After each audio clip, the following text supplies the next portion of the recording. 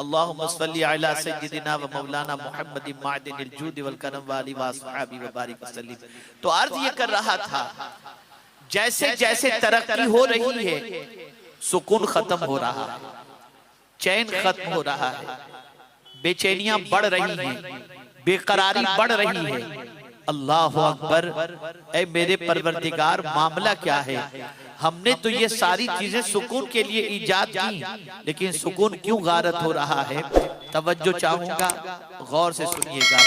अगर आप कहें कि बेचैन वो है जिसके पास पैसा नहीं, गरीब है, वो बेचैनी की जिंदगी गुजारता है, तो मैं कहूंगा आप गलत कह रहे हैं। इसलिए कि हम और आप इस वक्त जहां बैठकर गुफ्तगू सुन और सुना रहे हैं, ये एक रोड है जहां से करीब से गाड़ियां गुजर रही हैं, गाड़ियों की आवाजें आ रही हैं जो हमें डिस्टर्ब भी कर रही हैं। और अगर हमें कोई कह दे कि आप यहाँ पर रात को चादर बिछा करके सो जाइएगा, तो हम कहेंगे किस दुश्मनी का बदला ले रहे हो कि हमें यहाँ सोने के लिए कह रहे हो? इसलिए कि स्ट्रीट लाइट का उजाला, चलती हुई गाड़ियों का शोर किस तरीके से हमें नींद की आगोश में ले जाएगा।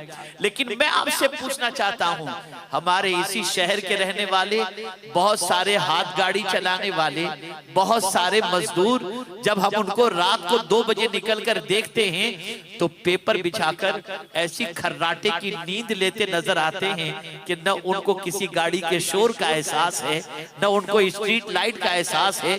लेकिन वो शख्स जिसके पास दौलत है, नरम गद्दे पर सो रहा है, लेकिन करवटें बदल रहा है, नींद नहीं आ रही, वो नींद की टैबलेट ले रहा है कि नींद आ जाए, एयर कंडीशन है, फास्ट करो, चिल्ड हो जाए ताकि नींद आ जाए। पता चला गरीबी बेकरारी की वजह नहीं है। अगर गरीबी बेकरारी की वजह होती तो फुटपाथ पर इंसान को नींद ना आती, हाथ गाड़ी पर इंसान को नींद ना आती, परेशानी में इंसान को नींद ना आती, रोज कमाकर रोज खाने वाले इंसान को चैन की नींद नहीं आती। तो फिर सवाल ये पैदा होता है, ये बेकरारी है क्यों? ये बेचैनी है क्यों? ये परेशानी है क्यों? इसलिए कि मेरे प्यारे आका सल्लल्लाहु अलैहि वसल्लम के प्यारे दीवानों, मैं पूरी दयानतदारी के साथ अर्ज करता हूँ, पूरे सर्वे के बाद में आपके सामने अर्ज करता हूँ, पूरे रिसर्च के बाद में अर्ज करता हूँ, जितना दुनिया में मालदार बेकरार है, इतना गरीब आपको बेकरार नजर नहीं आएगा। ये बात जहन में महफूज कर लीजिएगा। मेरे प्यारे आका सल्लल्लाहु अलैहि वसल्लम के प्यारे दीवानों, वजह क्या है, सबब क्या है? देखिए, जैसे जैसे दौलत आती है इंसान गुनाह की तरफ बढ़ता जाता है, जैसे जैसे दौलत आती है इंसान बुराइयों की तरफ बढ़ता जाता है, जैसे जैसे दौलत आती है इंसान अय्याशियों की तरफ बढ़ता जाता है, जैसे जैसे दौलत आती है इंसान एक शहर से दूसरे शहर सिर्फ खाना खाने के लिए जाता है, सिर्फ अय्याशी करने के लिए जाता है, सिर्फ जज्बात की तस्कीन के लिए जाता है। पता चला दौलत बढ़ती है तो बेचैनी बढ़ती है। लेकिन हाँ, अगर दौलत आई लेकिन एनवायरमेंट अच्छा है, दोस्ती अच्छों की है, माहौल अच्छों का है, और दौलत को हराम कामों में और गलत कामों में खर्च नहीं कर रहे, तो यही दौलत सुकून अता करती है।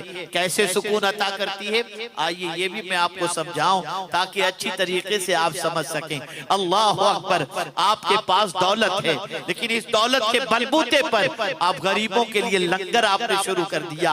अब आपके लंगर पर गरीब आकर के खाना खा रहा है, उसको खाते देखकर और उसके दिल से निकलने वाली दुआओं को सुनकर आपकी तबीयत को सुकून मिल जाएगा, आपकी तबीयत को करार मिल जाएगा। ऐसा नहीं कि दौलत कमाने के लिए इस्लाम मना करता है, मालदार होने के लिए इस्लाम मना करता है, लेकिन आज मालदारी के साथ जो एनवायरमेंट है, जो माहौल है, जो संगत है, जो दोस्ती है, जो ताल्लुकात हैं, उन ताल्लुकात ने उसी माल को तबाह